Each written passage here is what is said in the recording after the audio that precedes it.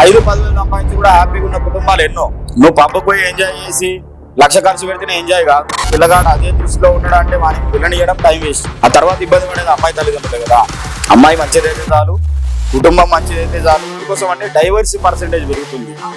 కానీ ఇప్పుడున్న ప్రస్తుత కాలంలో అబ్బాయిల తల్లిదండ్రులు కావచ్చు, అబ్బాయి కావచ్చు, అమ్మాయి ఇంత జాబ్ చేసి మంచిగా ఉంటే చాలని ఎక్కువ పర్సెంటేజ్ ఉంది కాబట్టి. సార్, ఈ కాలంలో ఇంకా కట్నం ఆశించే వాళ్ళు ఉన్నారంటారా? డెఫినెట్లీ, వై నాట్, ఎందుకు లేరు, ఉన్నారు.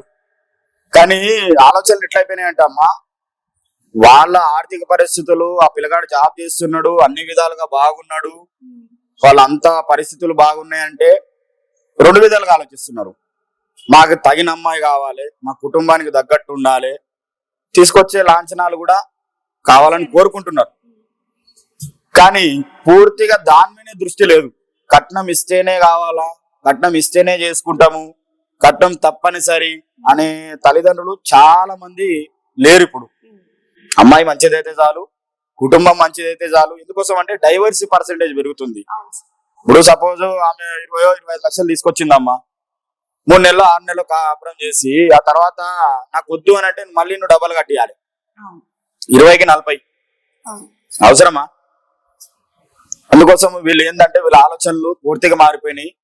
అబ్బాయి తల్లిదండ్రులు అమ్మాయి మంచిదై ఇంత బంగారం వేసుకొని మా అబ్బాయిని మంచిగా చూసుకుంటే చాలు అనే ఆలోచనలు చాలా శాతం పెరిగిపోయినాయి.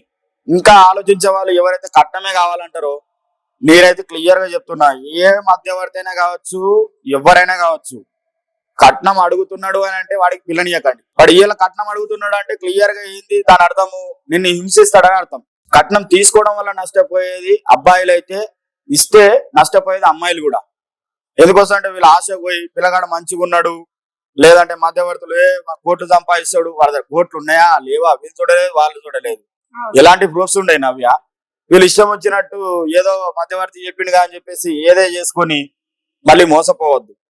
సరే, ఉంటే ప్రాపర్ గా చెక్ చేసుకోవాలి. నిజంగా ఆయనకు ఏం ప్రాపర్టీ ఉంది, నిజంగా ఆయనకు శాలరీ వస్తే 1,00,000 రూపాయలు వస్తుంది, పోనీ ఆయన మెంటాలిటీ మంచిగా ఉందా లేదా.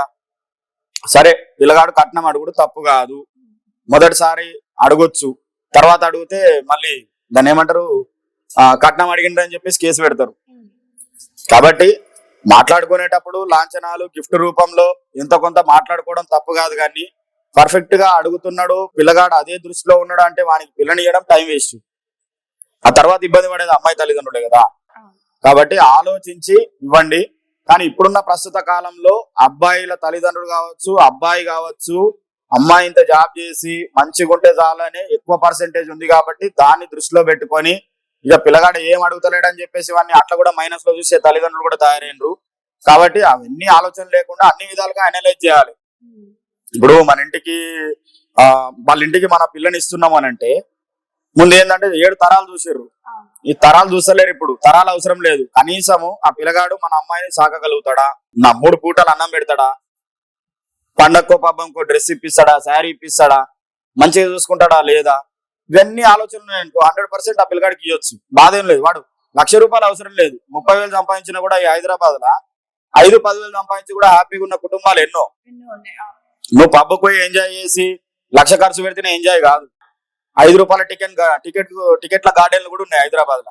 5 రూపాయల టికెట్ గార్డెన్లు ఉన్నాయి, ఆడ కూడా ఎంజాయ్ చేసి రావచ్చు. ఇంకా మంచి వాతావరణం. పబ్బకు అయితేనే కానీ దరిద్రం. కాబట్టి ఏంటంటే డబ్బు సంపాదనతో పాటు మన ఆలోచనలు, మనం ఉండే విధానాలు కూడా మారితే మన ఆరోగ్యానికి కూడా మంచిది. ఇక చాలా మంది ఏంటంటే ఇక కట్నమే కావాలి, కట్నం ఉంటేనే చేసుకుంటాం అనేటోళ్ళకి అసలు పిల్లని ఇవ్వకండి. మరీ ఎందుకు చెప్తున్నా అంటే అందరూ అర్థం చేసుకోవాలి వ్యూవర్స్, ఇది ఫైనల్ ముచ్చట. కట్నం అడుగుతున్నాడు అంటే మీ అమ్మాయిని మళ్ళీ సతాయిస్తాడని అర్థం. అబ్బాయి తల్లిదండ్రులు కావచ్చు, అబ్బాయి కావచ్చు.